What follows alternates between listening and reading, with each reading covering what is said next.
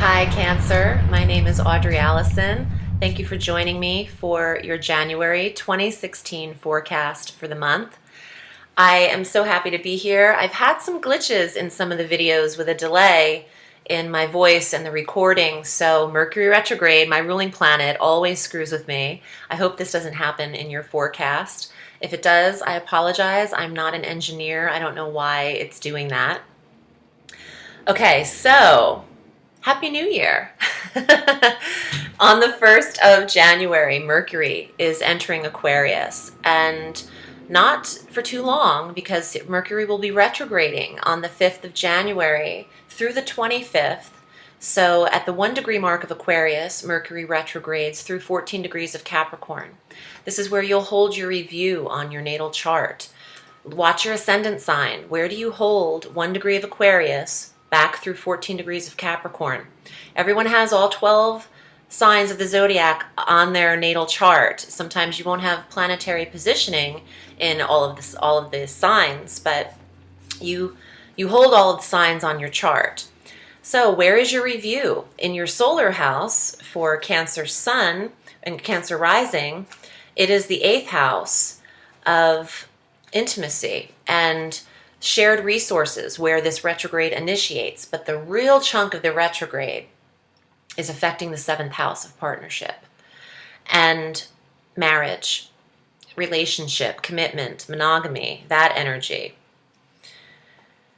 So Capricorn, being your polar opposite sign of Cancer, this is your soulmate house. You're reviewing the relationship. Maybe you're using this retrograde to analyze your connection with someone. And for those of you who are looking, this is bringing in old energy. Mercury retrograde in the 7th is about old flames getting back in touch with you. Yay! Just what you want to start 2016. Hearing from the past, right? Sometimes it's a blessing to heal old wounds, and sometimes it's a nightmare because people want to move on. And I totally get it. I'm a victim of it, but I'm also accountable for it, so I get it. You just want to move on, but there might be some closure that needs to happen in relationships. So you'll get some phone calls. It's completely up to you whether or not you want to entertain those calls. But you'll probably be hearing from people from the past.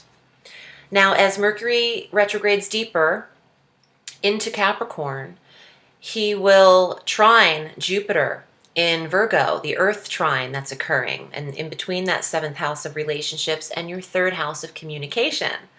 So a lot of you will be communicating with people from the past or relationships, business partnerships from the past as well.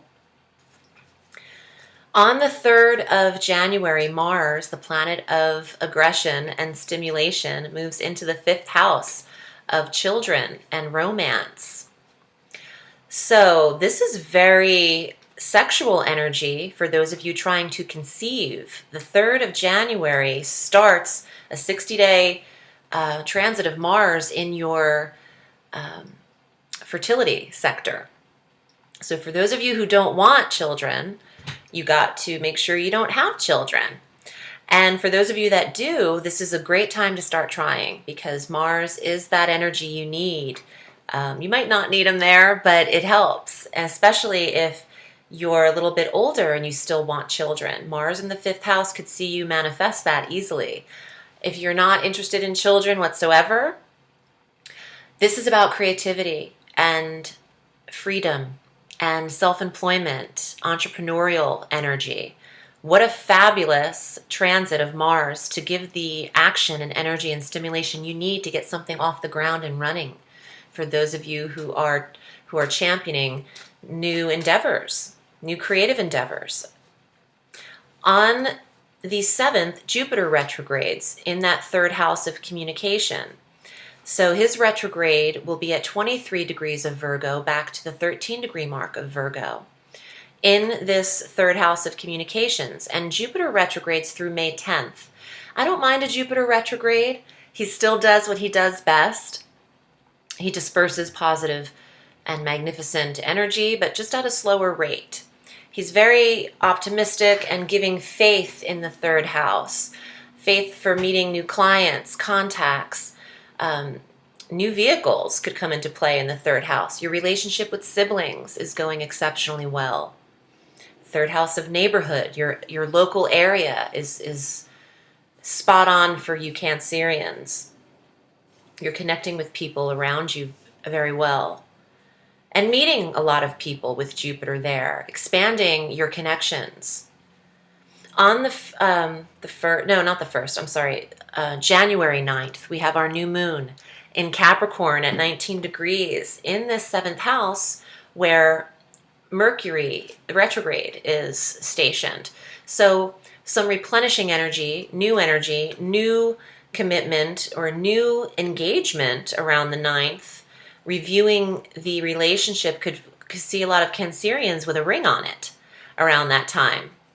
Not a great time to get married in a retrograde, but no problem with connecting via engagement.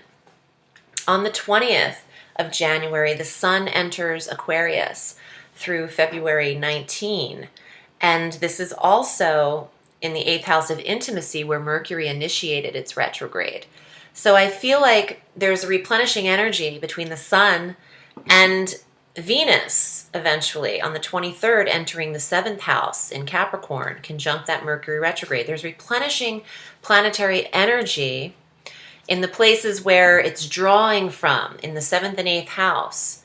So this could work for you. Venus in the 7th is love and attraction and attracting that partner to you. For those of you looking, this is really spectacular energy regardless of the Mercury retrograde. You could still meet. You don't have to take a lot of action in planning out your life path with someone, but you could really be attracted with Venus. There's harmonious sensual energy with her in the 7th house. And our full moon on the 23rd as well at 3 degrees of Leo in your money sector, bringing a culmination and awareness to your budget and your possessions at that time. Cancer, let me get to your cards. I'm using the Alchemical deck by Robert M. Place, my Steadfast tarot deck. And let's see what comes up for January 2016. And if you'd like to read with me, I'm at audreyalison.com. You can select your desired reading length via the PayPal button and submit your order, and I will get back to you and set something up via email for your reading. Cancer, here are your cards for the month. Okay. The Fool. Now, this is about new endeavors, embarking on a new risk or a new endeavor. He's blindfolded. He's not sure what to expect. He's also the first card in the tarot. So the new moon energy in the 7th house. Maybe you're initiating a new relationship at this time. Ooh, the Chariot. This is your card in the tarot for the sign of Cancer. And this guy's been coming up a lot, bringing in new information. Not all of the details are here yet, is what I'm feeling. Let's see what else comes up. Lady of Swords. I love this girl. Music, poetry, artistic endeavors, surrounding yourself with good communication. The lady is like the page in other decks. When you see pages, they bring news and information. Similar to the Chariot. This is a very spiritual card, though. It's your card. And I think that you need to listen in this retrograde. Pay attention to the messages you're receiving. The Knight of Staves. Some of you are thinking of relocating or changing the environment up. He's looking for a new environment. You have another card, though. Justice. Legal situations. Pending legal negotiations. Libras. Balance. This might apply to settlement energy. Someone needing to move in order to meet requirements of the law. Since this is an outcome card, I love this as redemption for you, Cancers. Reward, getting what you're due.